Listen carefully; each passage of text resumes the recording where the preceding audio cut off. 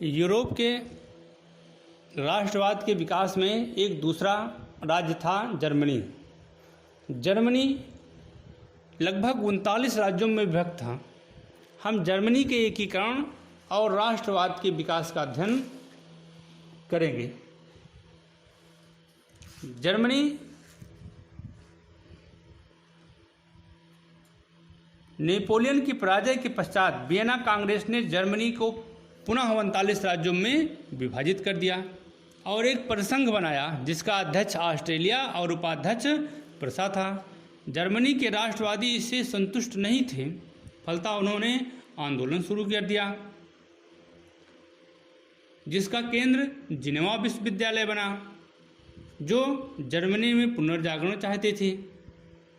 वे लोग चाहते थे कि जर्मनी का भी एकीकरण हो और जर्मनी एक शक्तिशाली राष्ट्र बने। इस जन आंदोलन को रोकने के लिए प्रसा के सम्राट विलियम प्रथम ने प्रेस पर प्रतिबंध लगा दिए और उस आंदोलन को उसने बलपूर्वक कुचल दिया तथा आंदोलन को अवैध घोषित कर दिया। फिर भी राष्ट्रवादियों की गतिविधियां दबी नहीं। 1885 में विलियम प्रथम के स्थान पर विलियम द्वितीय उसका भाई सम्राट बना। 1862 में उसने बिस्मार्क को प्रसा का चांसलर नियुक्त कर दिया। बिस्मार्क ने ही 3 युद्धों के माध्यम से जर्मनी के एकीकरण का कार्य पूरा किया। बिस्मार्क जो वहाँ का चांसलर अर्थात प्रधानमंत्री बना, उसने 3 चरणों में जर्मनी का एकीकरण पूरा किया और सभी 39 राज्यों को जर्मनी में शामिल करके एक शक्तिशाली राष्ट्र का निर्माण किया। अब हम इनके चरणों पर आएंगे। पहले डेनमार्क का युद्ध हम पढ़ेंगे। डेनमार्क का युद्ध 1864 ईस्वी। स्लेस्विग तथा हाल्स्टाइन प्रदेश को डेनमार्क और प्रसा दोनों अपना अधिकार चाहते। दोनों सेल्स्टाइन और हाल्स्टाइन ध्यान से देखना है। सेल्सबिग और हाल्स्टाइन प्रदेश पर डेनमार्क और प्रसा दोनों अपना अधिकार चाहते थे। अतः ऑस्ट्रिया और प्रसा की सम्मिलित सेनाओं ने डेनमार्क के विरुद्ध युद्ध की घोषणा कर दी। ये बिस्मार्क की कूटनीति थी। उसने ऑस्ट्रिया को अपने पक्ष में मिलाया और उसने डेनमार्क पर आक्रमण कर दिया। डेनमार्क युद्ध में हार गया और वह विवश होकर के उसने संधि कर ली। हाल्स्टाइन पर प्रसा का एवं स्लेस्विग पर ऑस्ट्रिया का अधिकार हो गया। दोनों ने एक एक प्रदेश को ले लिया, लेकिन इसमें फायदा ज़्यादा बिस्मार्क को हुआ। अब हम पढ़ेंगे ऑस्ट्रिया प्रसा युद्ध 1866, 2 साल के बाद। क्योंकि इस संधि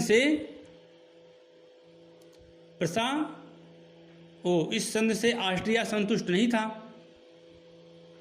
बिस्मार्क एक महत्वाकांक्षी चांसलर था। वह जानता था कि ऑस्ट्रिया प्रसन्न नहीं है। अतः 1866 में दोनों देशों के मध्य युद्ध आरंभ हो गया, जिसमें ऑस्ट्रिया पराजित हुआ। इस युद्ध के फलस्वरूप प्राग, फ्रैंकफर्ट, बुर्जबर्ग, डार्मस्टेट, न्यूरमबर्ग जैसे प्रदेशों पर प्रसा का अधिकार हो गया। प्रसा का राज्य राइन नदी तक विस्तृत हो गया। तो इस प्रकार से 2 ही साल में ऑस्ट्रिया प्रसा का भी युद्ध हो गया। अब ऑस्ट्रिया और प्रसा को समझो। ऑस्ट्रिया एक देश था, एक राष्ट्र था। प्रसा जो था वो जर्मनी का एक शक्तिशाली राज्य था, जिसका सम्राट विलियम था। तो विलियम ने ही बिस्मार्क को प्रधानमंत्री बनाया और बिस्मार्क ने अपनी कूटनीतिक चालों से पहले डेनमार्क को पराजित किया, ऑस्ट्रिया को मिला करके,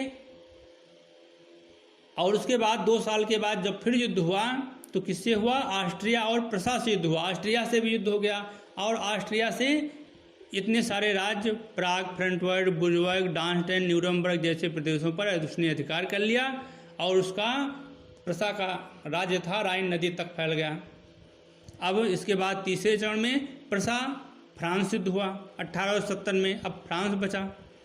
फ्रांस का शासक नेपोलियन तृतीय दक्षिणी जर्मन राज्यों को जर्मन संघ में सम्मिलित नहीं होने देना चाहता था। नेपोलियन तृतीय चाहता था कि जर्मनी के जो दक्षिणी राज्य हैं अगर वो भी जर्मनी में शामिल हो गए तो जर्मन काफ़ी शक्तिशाली हो जाएगा और इससे फ्रांस को खतरा दिखाई देने लगा। इसलिए वह नहीं चाहता था कि जर्मन का दक्षिण राज्य या जर्मन संघ जो था, दक्षिण जर्मन राज्यों का जर्मन संघ जर्मन में शामिल ना हो, प्रसा में शामिल ना हो।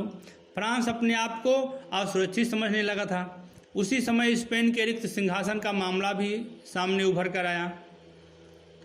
स्पेन ने जर्मनी राजवंशी राजकुमारी लियोपोल्ड को आमंत्रित कर लिया। इसका फ्रांस ने विरोध किया। 15 जुलाई 1870 ईस्वी को फ्रांस ने जर्मनी के विरुद्ध युद्ध की घोषणा कर दी।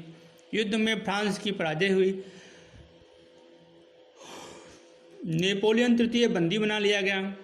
18 मई 1871 को दोनों के मध्य फ्रैंकफर्ट की संधि हो गई। संधि के फलस्वरूप स्ट्रासबर्ग, अल्सास, लॉरेंस के प्रदेश जर्मनी को मिल गए। इस प्रकार जर्मनी के एकीकरण का कार्य पूरा हुआ। प्रसा के शासक विलियम प्रथम को ही संपूर्ण जर्मनी का शासक मान लिया गया। फ्रांस और जर्मनी के मध्य शत्रुता का यह बीज प्रथम विश्व युद्ध के रूप में अंकुरित हुआ। तो इस प्रकार से 3 चरणों में जर्मनी के एकीकरण का कार्य पूरा हुआ। इसमें बिस्मार्क का बड़ा योगदान है। तो हम अब आगे पढ़ेंगे इसमें कि जर्मनी के एकीकरण में बिस्मार्क का योगदान। बिस्मार्क कौन था? बिस्मार्क का पूरा नाम ऑटो आन बिस्मार्क सानहार्जेन था। इसका जन्म 1815 ईस्वी में एक जमींदार परिवार में हुआ। इसकी बुद्धि बड़ी कुशाग्र थी।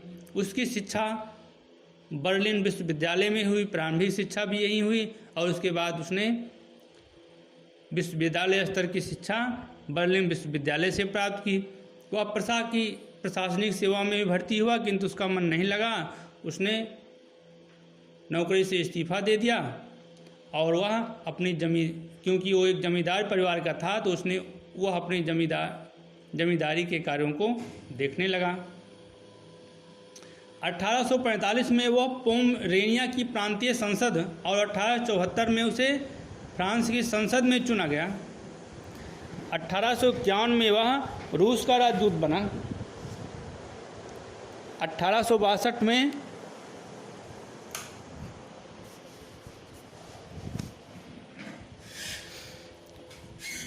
वह राजदूत बनकर पेरिस गया। 1862 में ही प्रसा से शासक ने उसे चांसलर या प्रधानमंत्री के पद पर नियुक्त कर दिया। विलियम प्रथम ने उसे प्रधानमंत्री के पद पर नियुक्त कर दिया। यहीं से जैसे ही वह प्रधानमंत्री के पद पर नियुक्त हुआ वैसे ही उसने जर्मनी के एकीकरण का कार्य करना शुरू कर दिया। बिस्मार्क संविधान को कागज का टुकड़ा समझता था।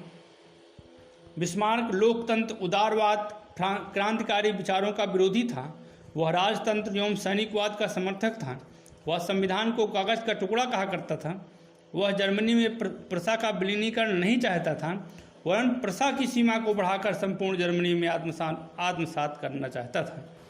जर्मनी के एकीकरण में वह ऑस्ट्रिया को सबसे बड़ी बाधा मानता था। उसने लौह और रक्त की नीति का अनुसरण करते हुए 6 वर्ष में ही 3 युद्धों द्वारा जर्मनी के एकीकरण का कार्य पूर्ण किया।